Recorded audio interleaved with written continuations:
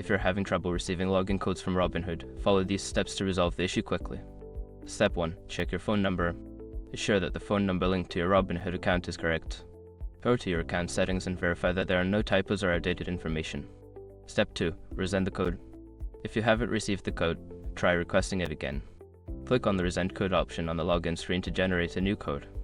Step 3. Check your signal. Make sure your phone has a good signal. If you're in an area with poor reception, move to a location with better service to ensure you can receive SMS messages. Step 4. Disable Do Not Disturb. Check if your phone's Do Not Disturb mode is enabled. If it is, disable it to ensure that you can receive text messages from Robinhood. Step 5. Contact support.